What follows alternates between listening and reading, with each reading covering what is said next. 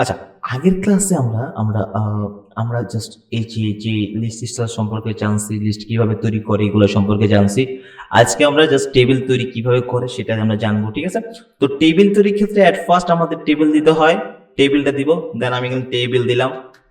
টেবিলের বদলে আমরা টি আর দিলাম। টি আর মানে টেবিল রো, ওকে? টি আর দেওয়ার পর টি আর এর ভিতরে আমরা টি ডি হলো টেবিল ডাটা।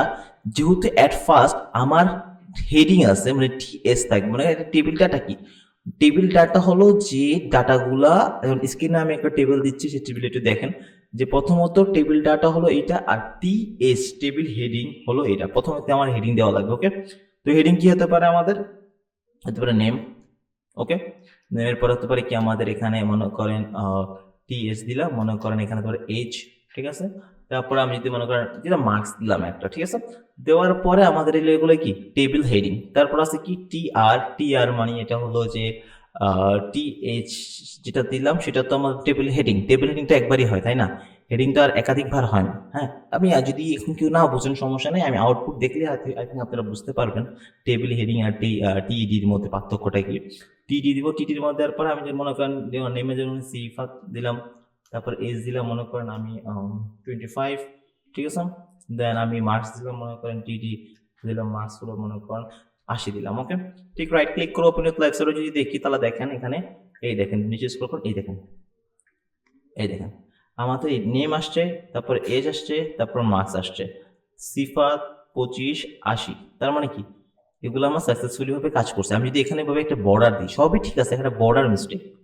লাইক আমি যদি আরেকটা দিই, এখানে মনে করেন টিআর দিই, আমি আরেকজন ডেটা দিলাম, ডেটা কার থাকবে এটা মনে করেন, এটা থাকলে মনে করেন রাকিব নামে কারো থাকলো, 25-এর জায়গায় মনে করেন 60 থাকলো, 80-র জায়গায় মনে করেন বয়স 60 না, সরি বয়স হবে 20 দিলাম। তারপরে একটা মনে করেন এজ যেটা মার্কস যেটা আছে, মার্কস মনে করেন 50 দিলাম। তারপর এক ক্লিকে দেখে দেখেন সিমিলার ভাবে রাকিবটা শো করতেছে আমার, একটু দেখেন, ঠিক আছে?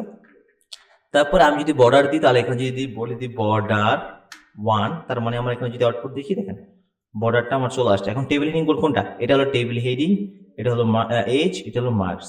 বুঝতে পারছি? নেক্সট ক্লাসে আমরা নতুন কিছু শিখবো, ঠিক আছে?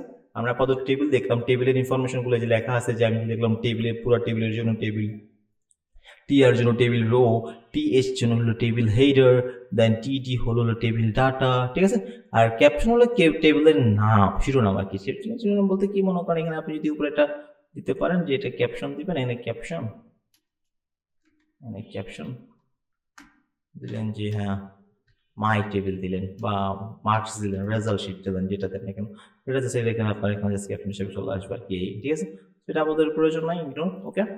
তো নেক্সট ক্লাসে আমরা কি দেখবো? নেক্সট ক্লাসে আমাদের কি আছে, যেটা দেখি আমাদের ফর্ম আছে, যেটা এস্টিমেল ফর্মের পরে আমরা দেখবো হলো যে একটা প্র্যাকটিস কোশ্চেন তৈরি করব, ঠিক আছে? তারপরে এখানে এস্টিমেলটা আমরা এখানেই প্রায় শেষ করে দিব। যদি আরো কিছু থাকে আমাদের, যেটা আমাদের এস্টিমেলে এখানে নোটে অ্যাড করা নাই, সেটাও আমরা দেখবো, ঠিক আছে? সো সবাই ভালো থাকবেন, সুস্থ থাকবেন, আল্লাহ হাফেজ।